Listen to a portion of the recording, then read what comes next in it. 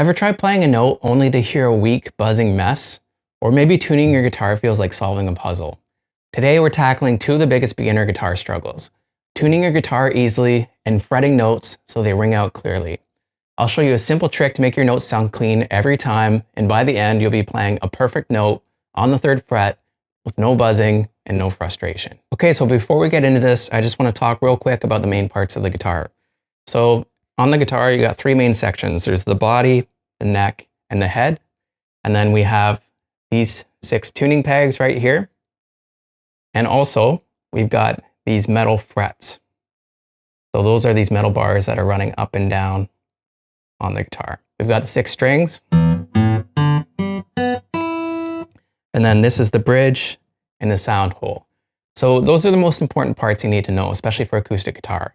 And for now, don't worry about too much, except for knowing we got the body, neck, the head, tuning pegs, and then the frets. That's pretty much all you need to know for now.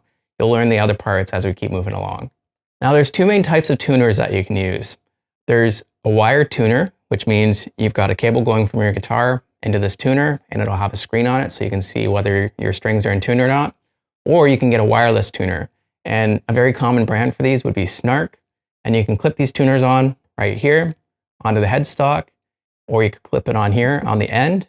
And the cool thing is you don't need any wires attached at all. So it's just battery powered. You turn it on, and then as you play the different strings, the screen will light up to tell you whether the strings are in tune or not. So when you're tuning your guitar, you're going to be tuning what are called the open strings. So the open strings are when you play any string without putting a finger down. So that's an open string, open string, open string, open string, open string, open string. And the names of these strings are E, A, D, G, B, and E. So I got an E here and an E here. So this is the low E string and the high E string. So you might be thinking, how am I going to remember all these different notes? So the best way to remember it is to think of this funny phrase. It's Eddie ate dynamite, goodbye Eddie. So that's the easiest way to remember it. Eddie ate dynamite, goodbye Eddie. So the first letter of each word is the name of the strings. Just remember that saying. That'll really help you out. All right, so let's walk step by step through tuning the strings on the guitar. So again, the lowest string right here, the one closest to you, is the low E string. So when you're using a tuner, you're going to see there's a middle green line, which will tell you if the string's in tune. And then if the line is red over to the right side, that tells you that the string is sharp or that it's tuned too high. So you want to loosen that off until the red line gets to the middle. You'll see the note E. And right there, it's showing you that it's in tune. If I tune this too loose, you might see something like D sharp. So we want to tighten that up until we get back to the letter E. Okay, you can see E there, and you see that the line is over to the left. So we need to keep tightening this up, because right now the note is flat, kind of like a flat tire. We need to tighten that up until we get to the green middle line right there, and we know that the E string is in tune. Next, we've got the A string. So again, the red line's to the right a little bit. That's showing you that the string is just a little too tight. So we call that sharp. We want to flatten that down just a little bit. And now we got the green light there. So our A string is okay. Next is the D string. Again, it's just slightly sharp, so we're going to loosen that just a little bit. And then the G string. That's pretty good, just slightly sharp again. Next we have the B string. So let's say, for example, this one's a little too loose. It'll look like that. So you see the red line to the left. That means we've got to tighten that up until we see the note B. And you get the green light right there. Next we have the high E string. That one's pretty close. There we go, we got the green light. Hey, if you're enjoying this lesson, do me a quick favor, hit that like button. It helps me know what to create for you next. Thanks so much, and let's get back into it. So what I recommend, once you've got all the strings tuned, you should go through one more time to make sure that they're all good. Because sometimes as you're tuning, things will shift on the guitar a little bit, and then your strings could go a little bit out of tune. So let's walk through one more time real quick to make sure everything's good. We got the low E string, A string, D string, G string, B string, and the high E string. All right, excellent. Now we're in tune. This is something you want to do every time when you pick up your guitar. So before you start playing, grab it, hook up your tuner, and make sure that your guitar is in tune.